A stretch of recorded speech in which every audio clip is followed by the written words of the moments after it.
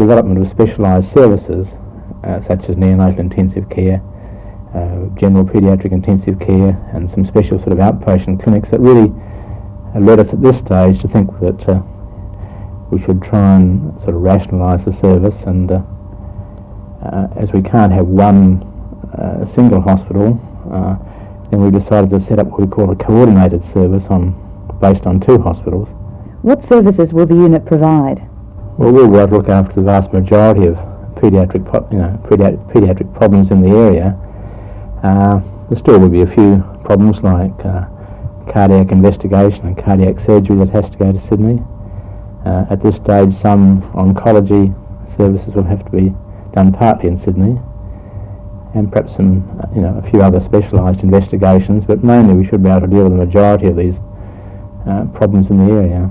Will the service be expensive to set up? No, there's no extra cost envisaged. In fact, we've had to work within the currently available budgets of the 2 paediatric units, and while we might like to have more money, that's the limits which have been placed on us, so we have to work within the currently available budgets.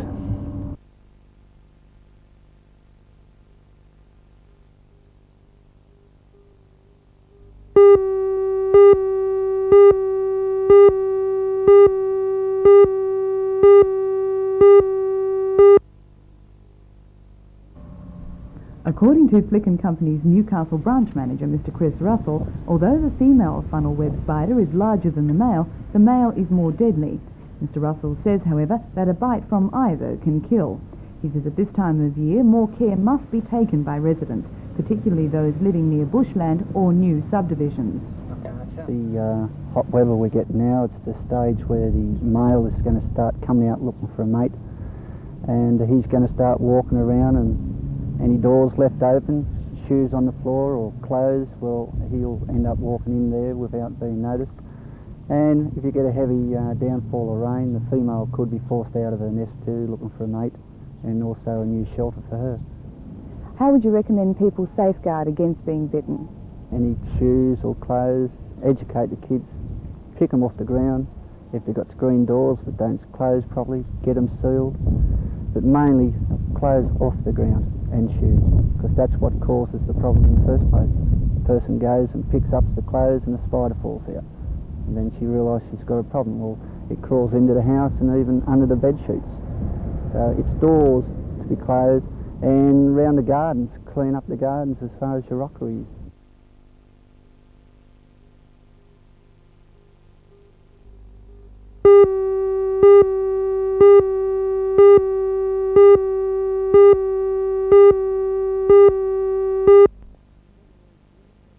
John Lloyd Green, The who's just come up from a job on the at news, NBN has last arrived night with us. He's and there attended too. by the Mike judging Rabbit, panel, Mr. who George moves Bishop around from the building Newcastle somewhat, is Star, now upstairs Mr. in Stuart colour Rhodes trend. from the Welcome to you, Newcastle Mike. Herald, Mr. David And you Murray can blame from me too TKO, if you and from don't get NBN, out of the Michael house. Bett, She's an Red Australian Davis, John champion. Lloyd We'd like to Green, Lee Morn, get one. and Congratulations Francis on from behalf George of Building Bruce, Society a representative of New The South 13 finalists chosen were Elaine Pixton, Australian champion lawn bowler, Robin Number Leggett, 4, captain of the world Australian champion Olympic women's trampoliner. hockey team, Congratulations, Brett Elaine. Austin, Get it world correct. champion trampoliner, Ian Sitting Davies, over there. Australian Olympic basketball player and Falcons favourite, Peter Warren, South Pacific barefoot water ski champion, Dean the Blackford, skipper, he world gets all the glory. 505 sailing champion, Greg Hayden, Australian weightlifting champion, flyweight division, Chris Watson, Australian champion dirt track motorcyclist, and Jan Kobia, 3 times Australian women's air rifles champion.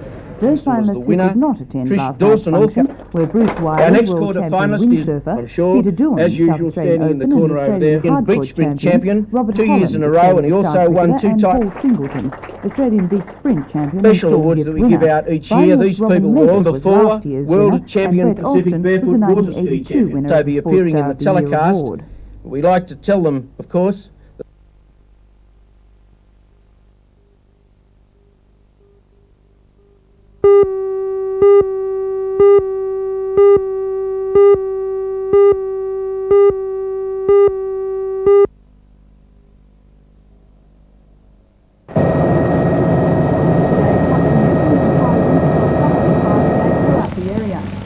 Bushfires at Stanford, Mercer and Cessnock kept 6 stations and bushfire brigades busy for hours. Army units were called in for another fire at Elderslie between Bradford and Kingston. Late this afternoon, fire stations were still fighting to keep a bushfire at Belmont under control, while at Charlestown and Toronto, 8 stations attended other blazes. Cook Hill Fire Brigade says the fires have been aggravated by a wind from northwesterly to south-southwesterly. At 12:30 today, a total fire ban has been released and will remain until 9 this evening, although it may be extended.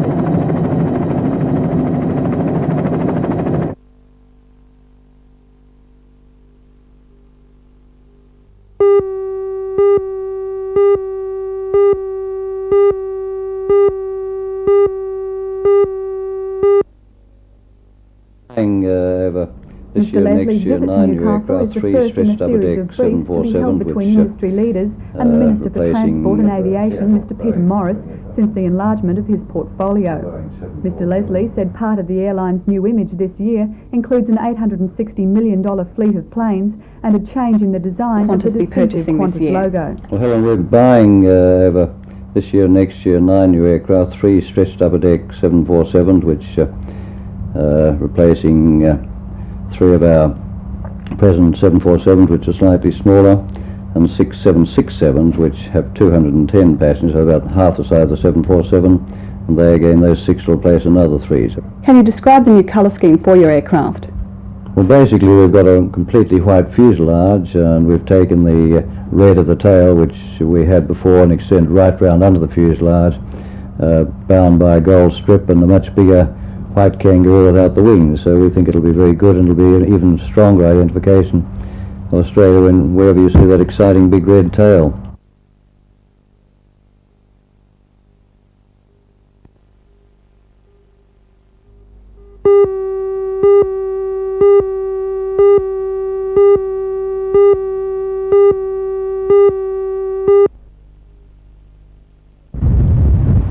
No work has been done on the shopping complex site at Maitland since last Wednesday, when the Australian Workers' Union banned the supply of concrete to the site. The dispute is over labourers operating piling drills. The AWU told Gaines Construction that unless the drill operators on the site, who are members of the Builders Labourers Federation, change to the Australian Workers' Union, or unless they were the AWU decided to try and drill and rig it. There was also a further, I think it was 14 fellas laid off late last week, so the probably drill operators had no wish to switch unions. the power drivers have always and will always be members of the BLF. They've never ever belonged to any other union. When the AWU's demands weren't met, Gaines Construction was forced to stand the drill operators down, so they were not replaced with AWU members.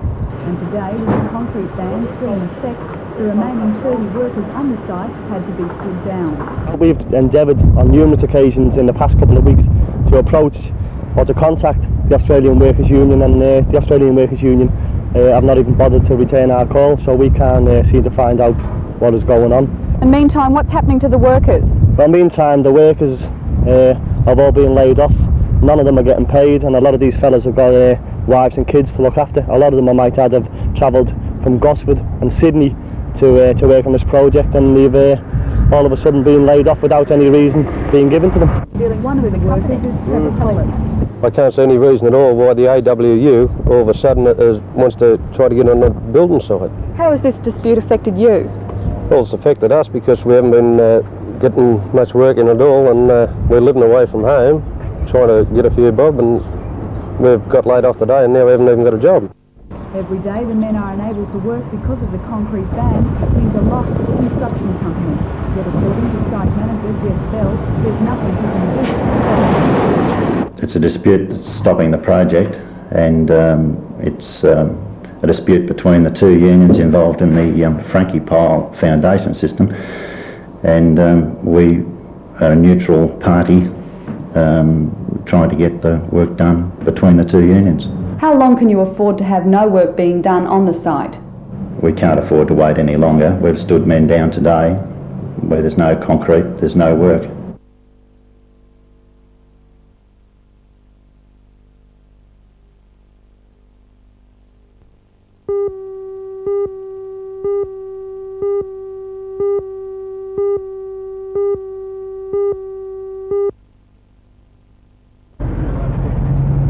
The accident occurred shortly after 2 o'clock this afternoon on my old road at Tea Gardens near the Singing Bridge. The 17-year-old man was travelling east along the road towards Hawk's Nest when his late model Gemini station wagon careered out of control around a bend, travelling onto the incorrect side of the road before hitting the telegraph pole. The impact brought down power lines and twisted the car out of shape. Ambulances, rescue units, police and fire engines rushed to the scene as local ambulancemen and firemen could to free the man from the wreckage. He sustained lacerations and fractures to his lower right leg. The Westpac rescue helicopter shipped him to the Royal Newcastle Hospital where he was reported to be in satisfactory condition.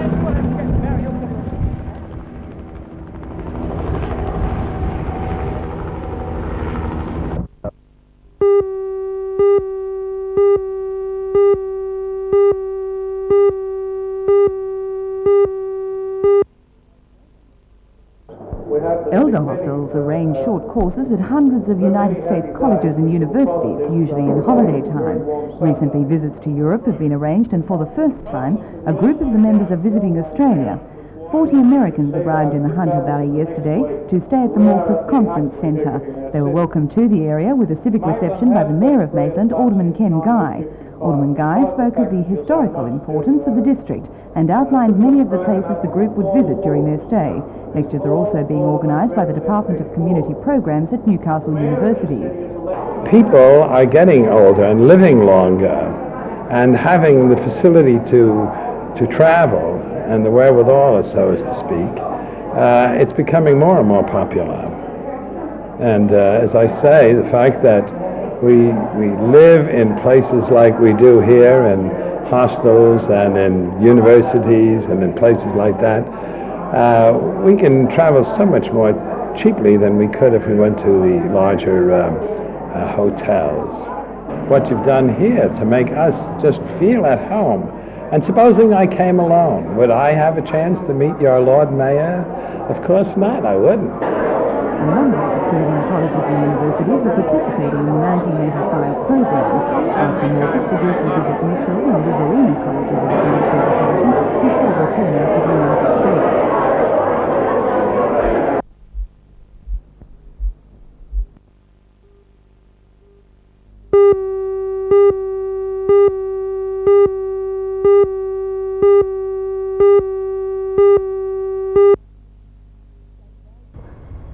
The State Rail Authority has issued notices to every striking train driver to return to work tomorrow morning or be sacked. The executive of the Train Drivers Union, the AFULE, is still locked in a meeting in Sydney which has lasted all day. However, the union's management committee issued a directive today to the striking train drivers to meet in Newcastle tomorrow morning at 9. The crisis between the SRA and the AFULE will reach its climax tomorrow. The SRA says if the drivers don't return to work, they will be dismissed. This could prompt further retaliatory action from the AFULE. In turn, however, the SRA says it's willing to consider deregistering the union if the dispute isn't settled quickly.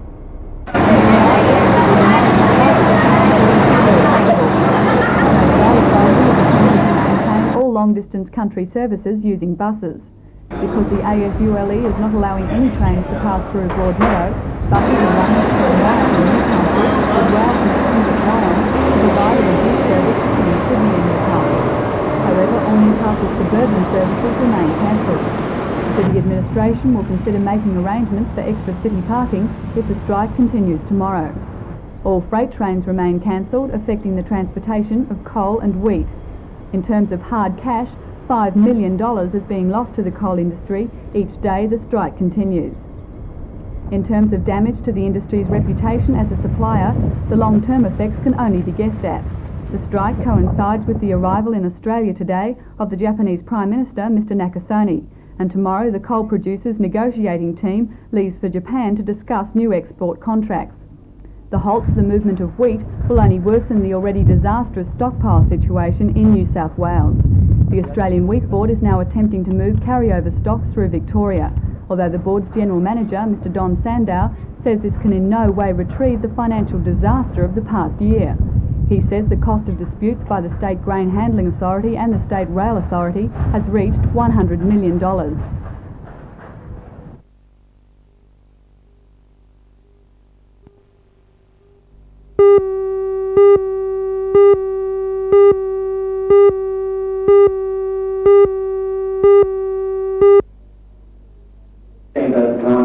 At a meeting of the Newcastle Workers Club today, the mood of the members was one of anger. A spokesman from the Australian Clerical Officers Association said that the anomalies wage claims is justified and that some of the union members will be financially off on the dole. He says there is the possibility that the members of the ACOA, the Australian Public Service Association, and the Federated Club will not support 24-hour strike action. He says it's also possible they may impose bans on revenue retrieval and overtime, as well as a work to rule campaign. But the meeting is still in progress. And isolated nature.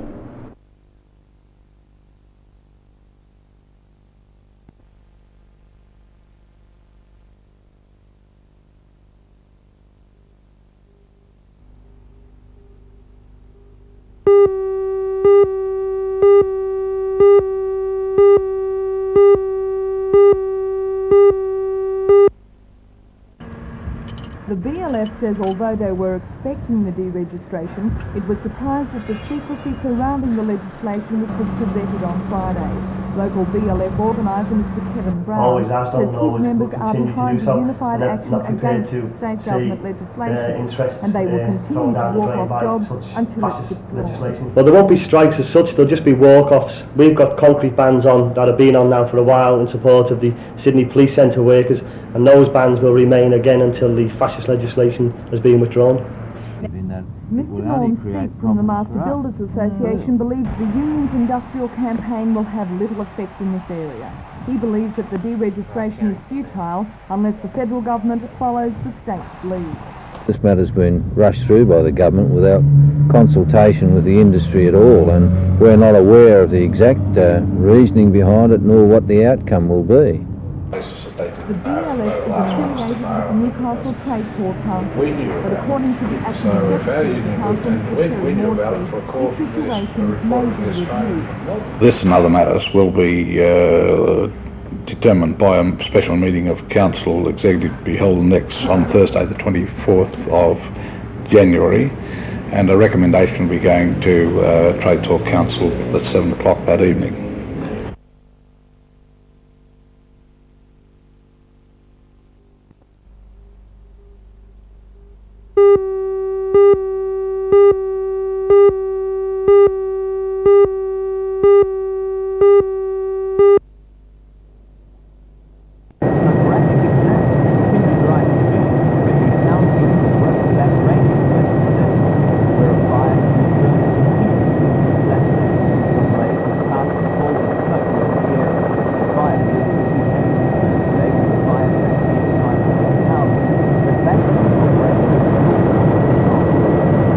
Here in the Port Stephens Shire, the situation is described as explosive.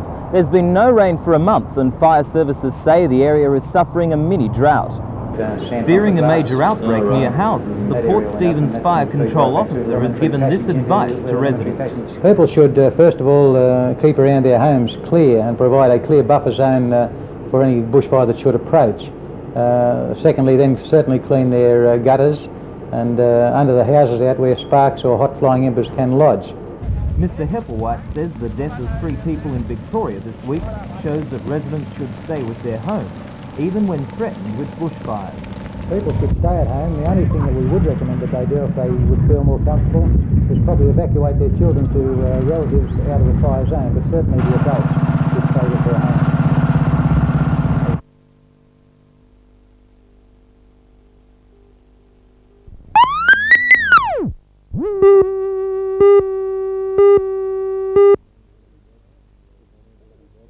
Good morning everyone and welcome. A couple of weeks ago I was involved in a seminar and a gentleman asked me during question time how he should invest $14,000, or should I say how his wife should invest $14,000 that she'd recently received from a legacy, or by way of legacy. Now their main problem was provisional tax, and this is a problem with a lot of people. Provisional tax is the tax that you pay when your outside earnings, e.g. from rents or dividends, etc., exceed $999 in the financial year and no tax is deducted at source. Now of course in investing $14,000 or even 10% or 11 or 12% in interest, it would certainly exceed that 999 threshold. So in response to that question I said to the gentleman, Well, why don't you delay investing the $14,000 for a few weeks just to be on the safe side? And I didn't mean to leave it lying idle in a cheque account. But let's say the investment is made in January. Let's say the investment is made in a 180-day bank bill. Now that's roughly 6 months. So that 180-day bank bill matures not this financial year, but next financial year. And he said, well, top marks for thinking. And I appreciated those comments, but that's the point that I'm making. Timing is of the utmost importance when you make any major investment decision. So by delaying that original investment so that the investment matures in the new financial year, not only will they avoid paying provisional tax, but also they might find, because the wife has just left the workforce, that there is no tax liability whatsoever. Now, I'm not saying it's a lay-down misère, but what I am suggesting is this.